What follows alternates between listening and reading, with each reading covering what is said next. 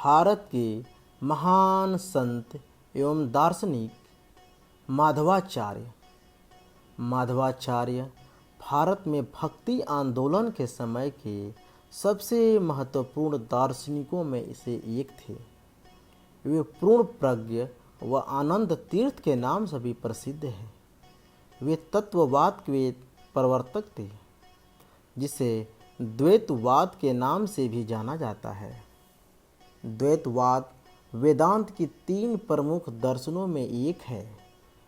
माधवाचार्य को वायु का तृतीय अवतार माना जाता है। हनुमान और भीम क्रमशः प्रथम व द्वितीय अवतार थे। तृतीय माधवाचार्य ही थे।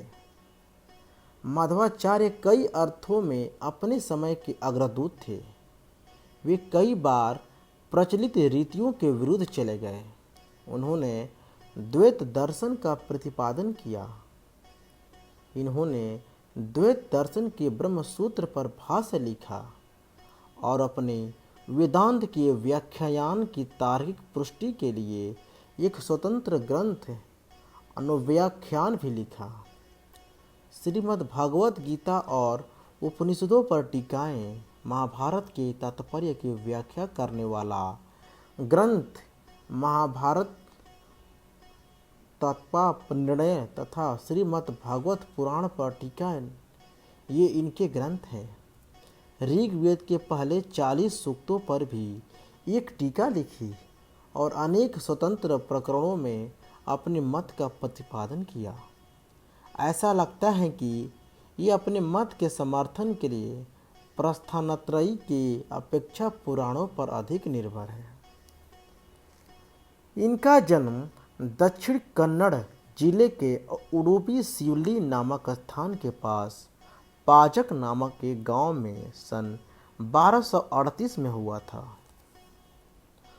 अल्पावस्था में ही ये वेदों और वेदांगों के अच्छे ज्ञाता हुए और संन्यास लिया। पूजा, ध्यान, अध्ययन और शास्त्रचर्या में इन्होंने संन्यास ले लिया।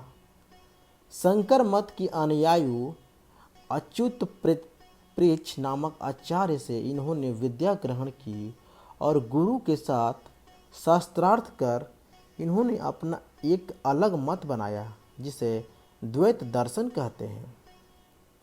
इनके अनुसार विष्णु ही परमात्मा है। रामानुज की तरह इन्होंने श्री विष्णु के आयुर्धों, शंख, चक्र, गदा और पद्म के चिन्हों से अपने अंगों को अलंकृत करने की प्रथा का समर्थन किया। देश के विभिन्न भागों में इन्होंने अपने अनुयायी बनाए।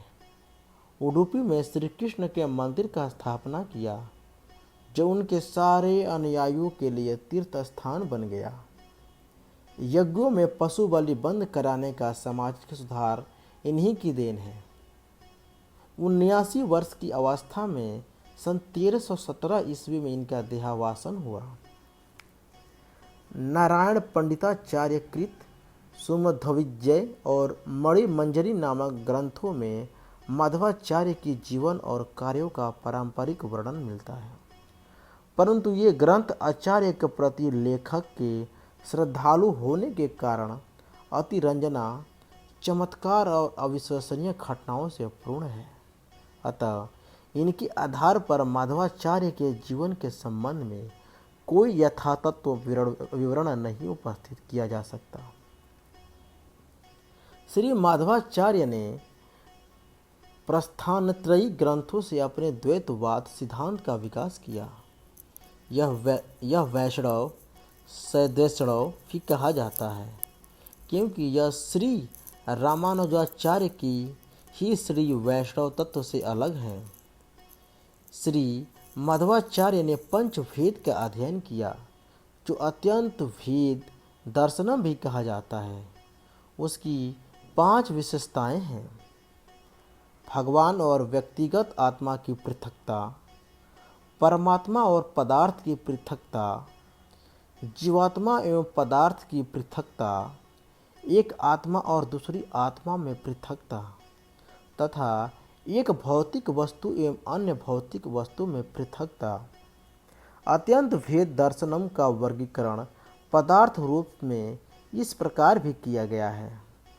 स्वतंत्र और आश्रित। स्वतंत्र वह है जो पूर्ण रूपेण स्वतंत्र है, जो भगवान या सनातन सत्य है, लेकिन जीवात्मा और जगत भगवान पर आश्रित है, इसलिए भगवान उनका नियंत्रण करते हैं। परमात्मा स्वतंत्र है, इसीलिए उनका वर्गीकरण असंभव है।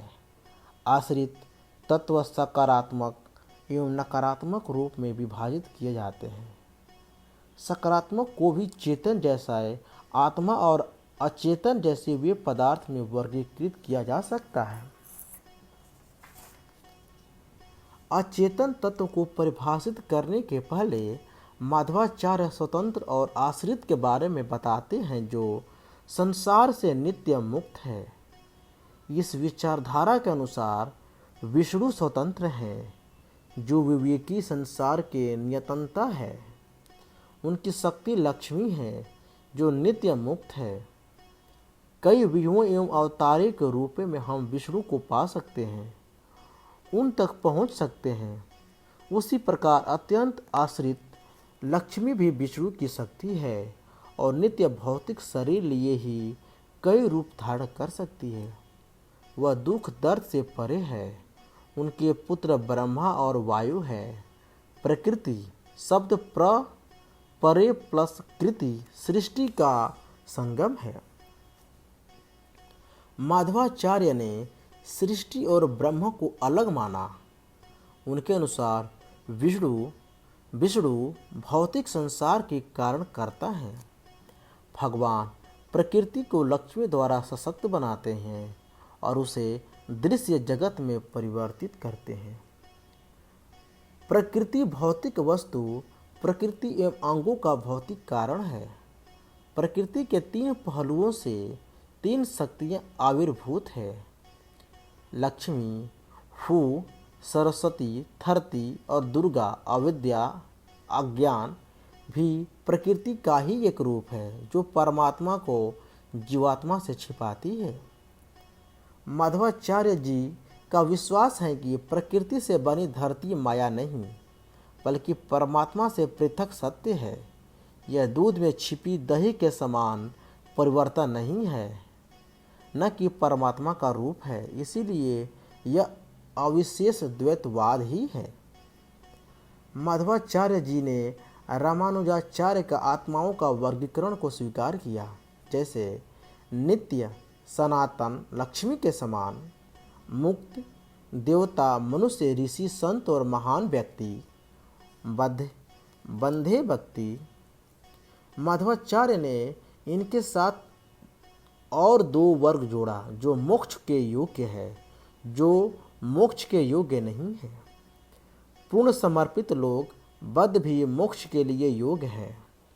जो मोक्ष के लिए योग्य नहीं हैं, वे हैं नित्य संसारी, संसारिक चक्र में बद्ध, तमो योग्य, जिन्हें नरक जाना है। इस वर्गीकरण के अनुसार जीवात्मा का एक अलग अस्तित्व है। इस प्रकार एक आत्मा दूसरी आत्मा से भिन्न होती है। इसका अर्थ आत्मा अनेक है।